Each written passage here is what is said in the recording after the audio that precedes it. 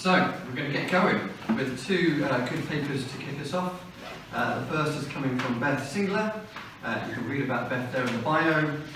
She's going to give us a paper on Human Says No, the Spectrum of AI Rejection from Religious and Conspiritual Narratives to Decels, pauses, positive Ludditism, Criti-Hype. I'm looking forward to this. Over to you. Set up my stall with many, many things there, I think. Okay.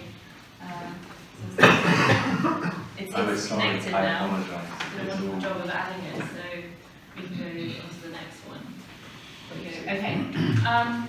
So yes, I have included a lot of words you probably don't recognise, but I will go through and describe what I mean by these different terms and how they relate to specific groups. Very briefly, you have my bio, but to make it clear, my approach is anthropological into the relationship between religion and AI. So looking at humans and humans' responses to artificial intelligence, specifically in the realms of religions, be they established or even perhaps improvised and new as well. I want to start also by saying I found the last couple of days quite difficult because of a lack of dissent in a particular country. We don't have to delve too far into that, but it is connected to my subject because I've also seen a lot of triumphant, I can't say that word, a lot of happiness from people who would be described as AI accelerationists because they see this as a very positive outcome, and we'll get to that point and that discussion of accelerationism versus decelerationism in a moment. But there is a through line of connection between politics and technology here that's very important. So to begin with, I've been working for at least the last 8 years or so on the connection between religion and AI, and before that, religion and technology more broadly. And in that work, I've looked at theorising the rejection of artificial intelligence from religious organisations and established religions, as I say, but also more implicit religious groups and movements. I've formulated this idea of a scale of rejection. This is not a brand new idea. There's various different texts that talk about this idea that you can have stronger and more relatively weaker rejection of things. So if you imagine this scale from something like passive disassociation or criticism and denial to the more major, the abjection, the disgust, the refusal, the exclusion, ostracism, and abandonment. To note on this, I've been specifically talking more in my work about rejection, but I think rejection obviously fuels dissent, which might be described as more of the public-facing side of rejection, how people formulate and argue for their feeling of rejection in a more strategic sense as well. It's also keen, something I'm learning personally, that my dissent is not your dissent. We dissent about many different things. As I say, some people in America right now are very happy, whereas others are still very strongly dissenting. We all have different red lines. When it comes to AI technology, I have a personal red line over the use of AI art, and we had this conversation about the poster for this event, that it was created with AI art, and I expressed my dissent at the time. I don't approve of the use of AI art, it's foundational on theft. But my dissent is not your dissent. We all pick and choose intuitively sometimes, but also with ethical guidelines that we receive from normative spaces, how we reject things. So for another example of this, which is perhaps maybe clear on my original slide, on ArtStation, artists have started dissenting by producing artworks around the idea of saying no to AI. But ArtStation, the platform where they have been producing this work, is dissenting against their dissent by taking down these artworks. So my dissent is not your dissent. And as I said, this conversation about the poster occurred in online spaces as well when I was retweeting the conference to try and promote it myself.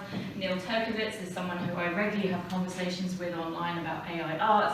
He registered his dissent as well. It's hard to make out there, but there's a quick thread there of his dissent. So we all come to this idea of AI with different ideas about what we accept and what we don't.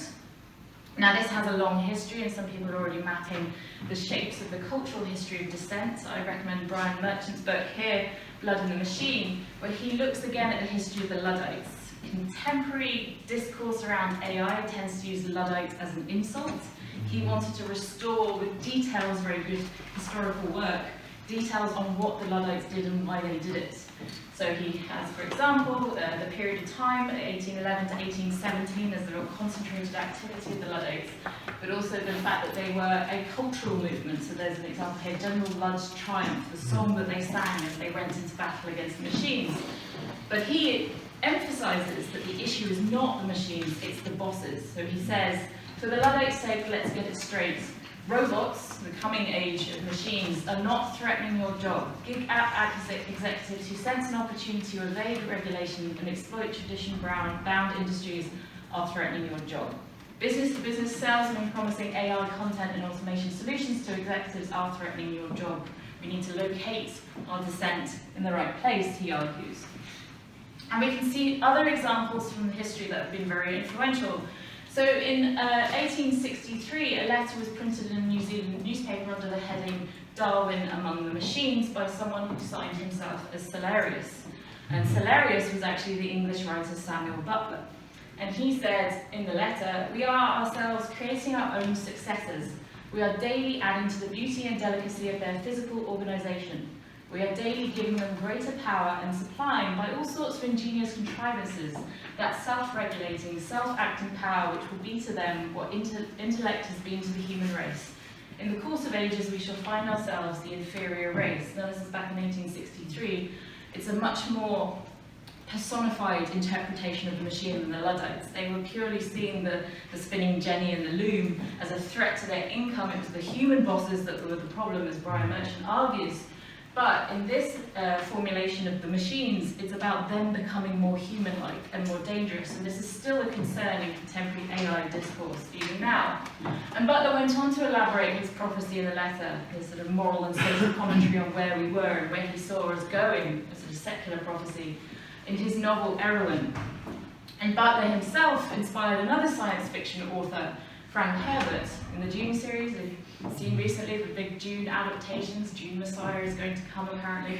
But it's very briefly mentioned in the film, but more elaborated on in the books, that there was an uprising of human-like intelligent machines, and this led to the Butlerian Jihad, so from Samuel Butler's name, presumably.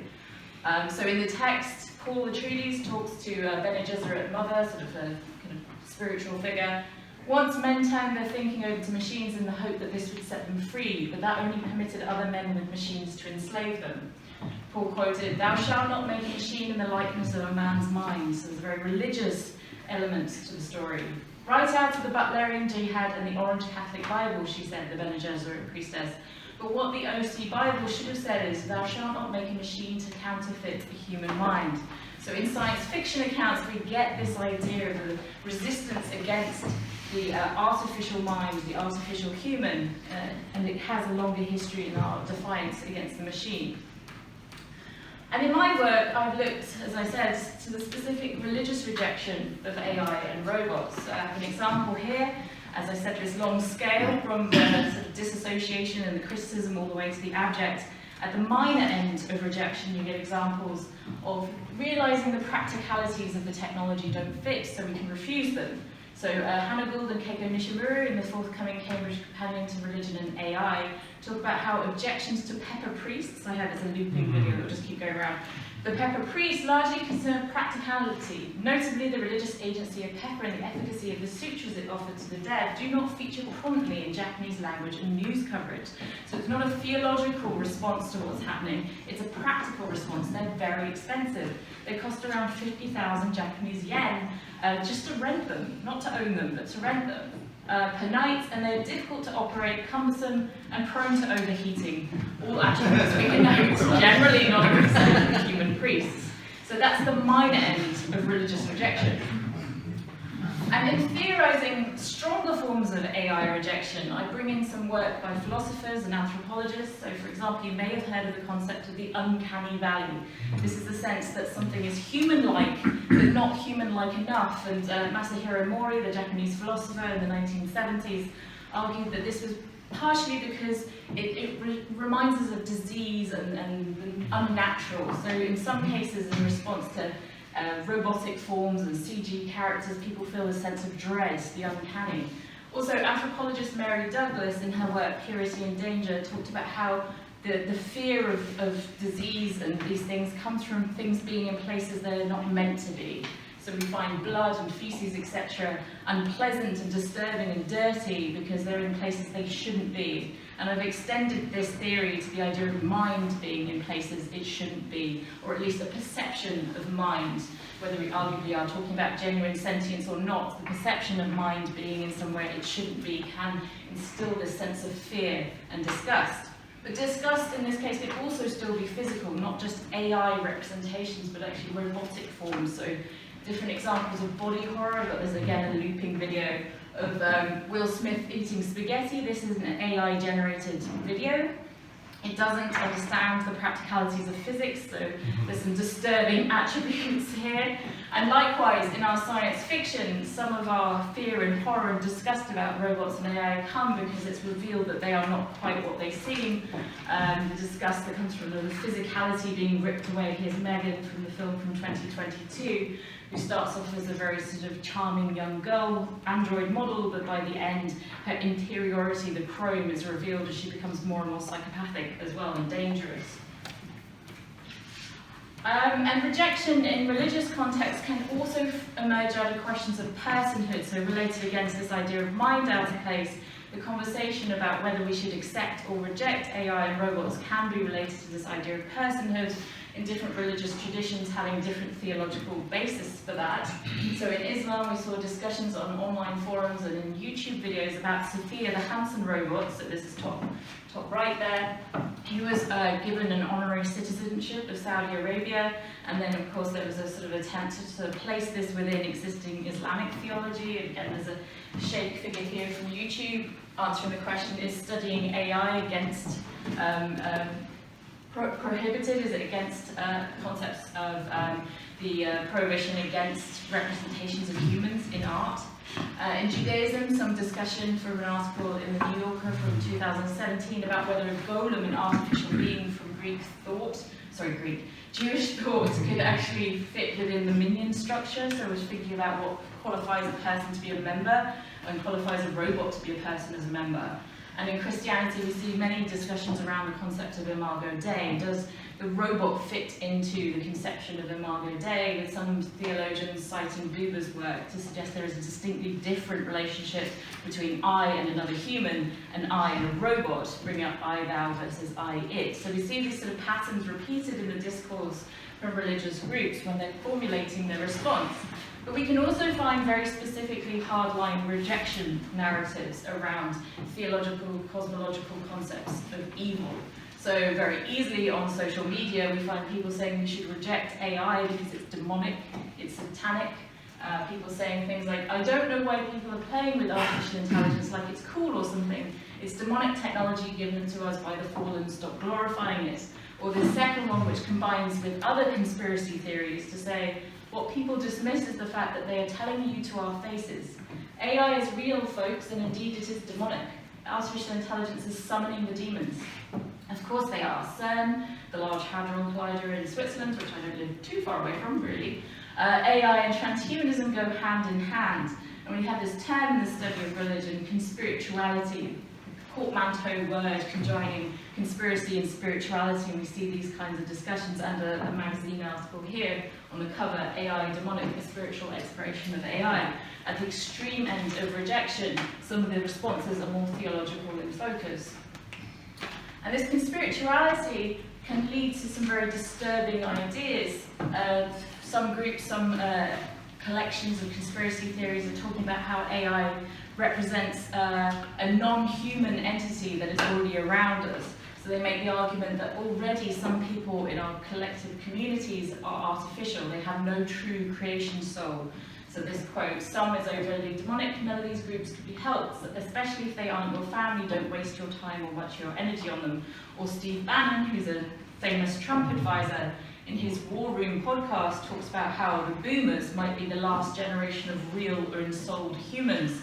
Already this idea that we are surrounded by artificial intelligence, artificial life or beings, and this is connected to other conspiracy theories such as COVID vaccines being a way to insert particular technology to make us all transhumanist already.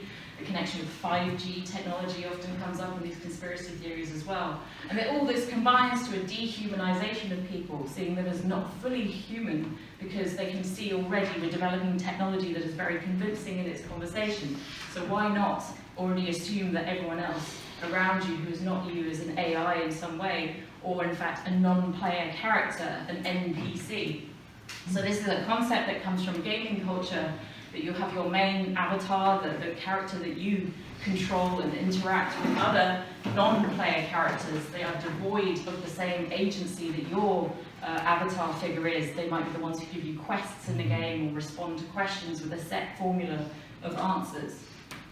And this has led to a particular meme, this idea that there are many NPCs, non-player characters around us.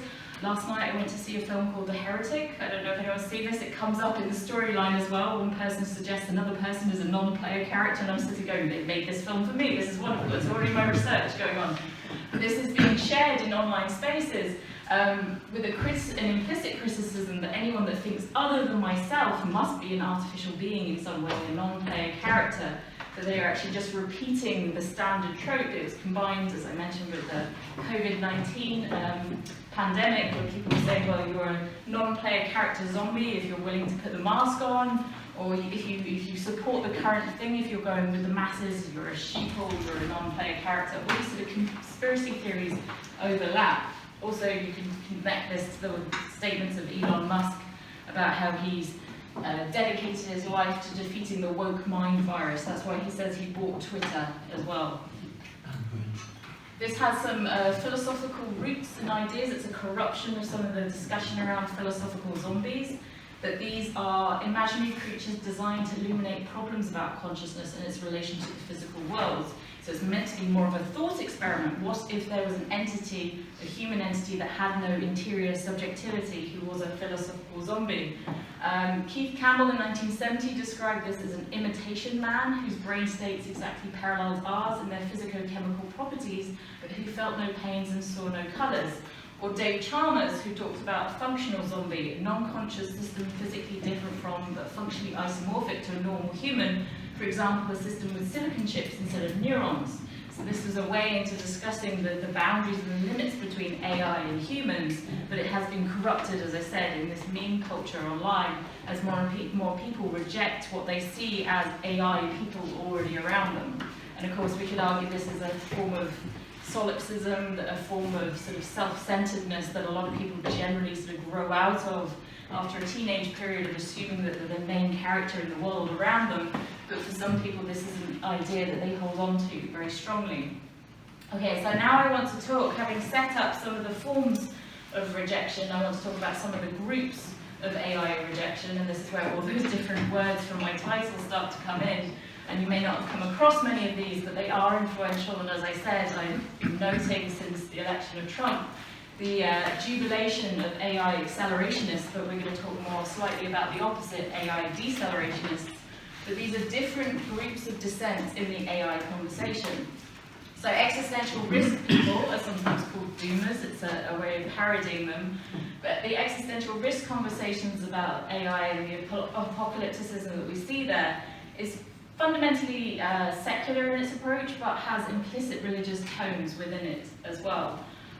It can be very strongly worded. For instance, Lizzie Kowski, who founded the Rationalist Forum Less Wrong, talks about value alignment for AI and is very concerned with AI existential risk, to the extent in two articles in 2017 and more recently in Time magazine, where he wrote an editorial in 2023, he talked about the need to fight back directly against the development of artificial intelligence.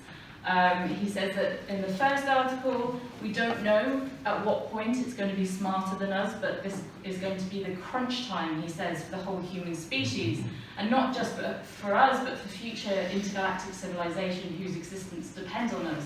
So one of the elements of this existential risk conversation is a very strong long-termist view, that if we don't get AI right now, human civilization will die out and billions, if not gagillions, of humans in the future will cease to exist.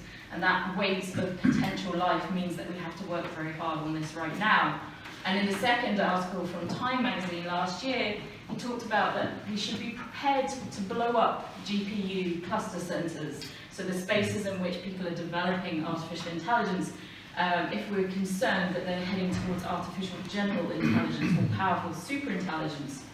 We must be willing to destroy a rogue data center by airstrike, he says, specifically mentioning nuclear weapons in some places.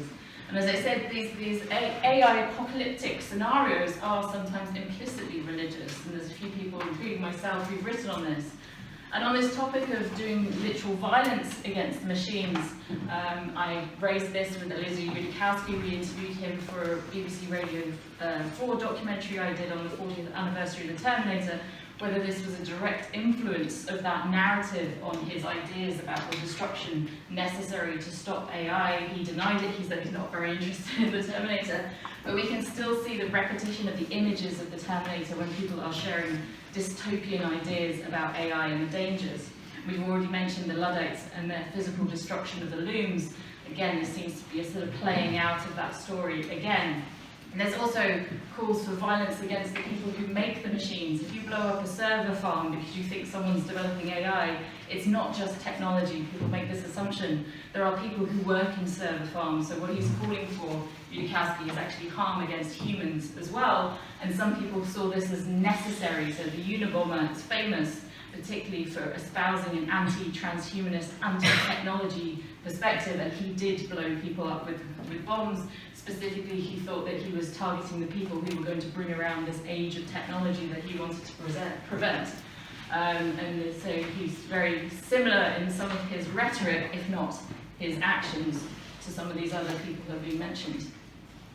And AI apocalypticism, as I said, can be implicitly religious in its eschatological focus and its vision of the future, but AI apocalypticism lacks what religious apocalypticism has in its view of renewal. Both Robert Garachian and myself have written about this in particular, that the eschatological view of AI apocalypticism is purely dread and despair, with no opportunity for redemption or repair afterwards, which religious apocalypticisms tend to focus on.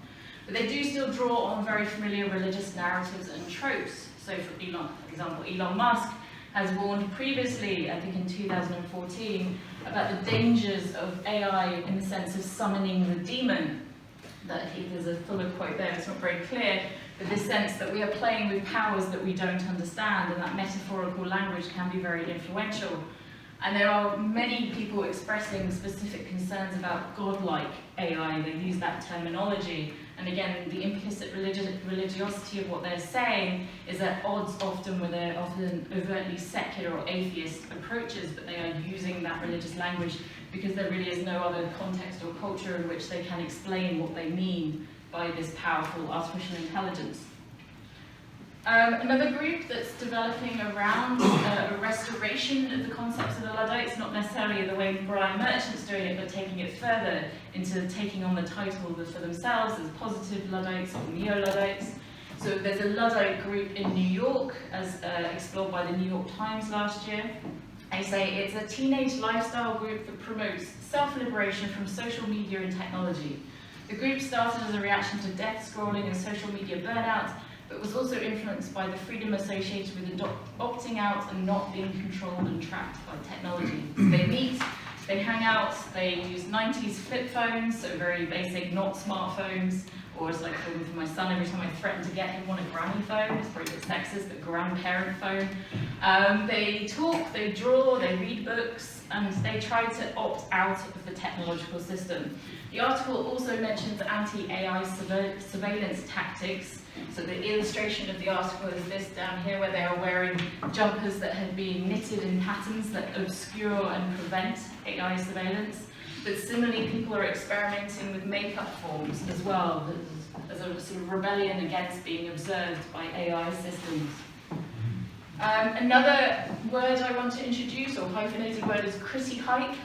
So some of these groups that are criticizing artificial intelligence, that are dissenting against it, are actually instilling in people the sense that this technology is determined to go in a particular direction and be all-powerful. So Lee Vincel, an STS scholar, suggests that Criti-Hype is critical writing that is parasitic upon and even inflates hype. So within the hype cycle, in the early stages of the hype cycle, this acceleration of interest, he argues that even some of the most critical voices against AI are actually encouraging people to see it still as this accelerating technology that must be prepared for as well. So some of the groups that I look at, even the existential risk voices in large corporations like OpenAI, are setting up a scenario where AI is going to be all powerful and all dangerous, but they are the ones who are going to be able to control it. So they're criticizing it in order to also boost the interest in their company.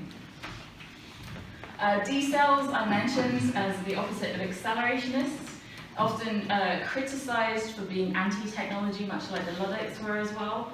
I mentioned OpenAI. Some of the internal battles in the leadership of OpenAI over the last couple of years come down to different ideological positions between accelerationists and decelerationist, people who are more cautious and people who want to rush ahead, move fast and break things. So the near implosion, this article from the New York Times, the near implosion of OpenAI comes down to a conflict within the organisation and the broader community about the speed with which development of the technology should continue. So they were going backwards and forwards between different figureheads. Some are more keen on accelerating and some are more keen on holding off. And the anti-decelerationist, the accelerationists, or the EACs, called effective accelerationists, in line with effective altruists, which is another group that are more characterized as doomers, they will make fun of the decelerationist. So just a couple of days ago, I spotted this Twitter post with Daniel Jeffries, who is actually an accelerationist, quite clearly on his posts, makes up this fictional magazine called Decel Monthly and talks about, with your subscription to Decel Monthly, you'll learn how to scare politicians into passing innovation-killing AI legislation, destroy tomorrow's economy, guarantee the worst use cases for AI weapons, mass surveillance, while civilian AI gets crushed, and so much more. And then in a follow-up, someone points out, aren't Decel's vampires sucking out life of the most viable things? And he says, sucking the life out of tomorrow out of fear and a delusional belief that they can somehow control it all and prevent any bad outcomes.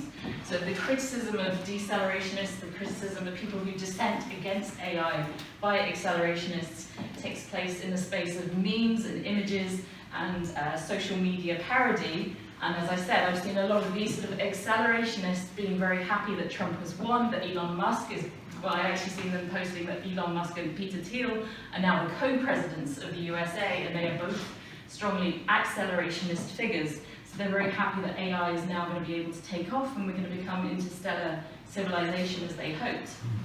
And on the subject of Elon Musk, you might have heard about this last year, the Pause Giant AI Experiments, an open letter, which was formulated by the Future of Life Institute in America, which is, again, sometimes rudely characterized as a doomer organization by accelerationists. But it basically stated that they would call on AI labs to pause for at least 6 months to slow down the process of developing artificial intelligence, and they are afraid of artificial general intelligence. And then Elon Musk is one of the figures who famously signed this pause on AI experimentation. But during that period of the 6 months, he developed Grok, which was his artificial intelligence system developed and trained on your tweets, if you've ever used Twitter. Now, he was criticized for this, of course, and he says, it's not very clear, I signed onto that letter knowing it was futile. I just wanted to be on record as recommending a pause. So a little bit of hypocrisy there, but he's still rushing ahead with the development of his AI, which he always, as he said, intended to be more politically neutral, which to his mind is actually more right-wing because he sees all the existing chatbots as very left-wing. So the technology progresses even as people call for pauses. So to sum up, I'm not sure how I'm doing on time. I hope I'm not rushing. You're doing fine. I'm doing fine. Excellent. Okay, so we have time for questions afterwards, later at the end of the session.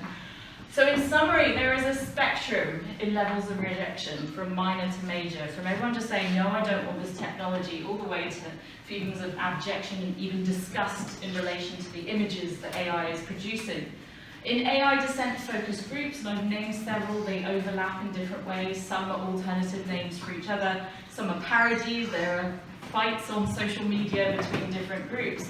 They are overlapping ideological groups with interests that are shared, but not necessarily the naming conventions are always the same, so it's quite difficult to keep track of all these different positions and people and groups. And as I said, my dissent is not your dissent, so we have to think about where people are willing to draw the line. Elizia Yudikowsky says we should blow up GPUs and risk harming people. Other people say, no, we just won't use AI art. Other people are accepting different things. My students are talking about how best to use ChatGPT to write essays. Where are we deciding where our lines are when it comes to this conversation? And this final point here is just me trying to draw out a spectrum of rejection. So we started with Luddites in the historical perspective. We just said no machines, no technology of the industrial age, but we're now having to think about all these other different categories. So do we say also no computers, no automation, no robots, no generative AI, no algorithmic decision-making systems, no AGI, no accelerationism, no hype? There are various aspects to this story of rejection and different technologies that we're not even completely able to understand or when we go. And we're rushing very quickly to the next piece of technology all the time. It's very difficult to keep up with where we need to be expressing our dissent. So I want to leave it there. I hope that's given some fuel to the conversation about what people are dissenting against in the digital age, and we can move on to some more philosophical or theological papers as well. Thank you very much indeed.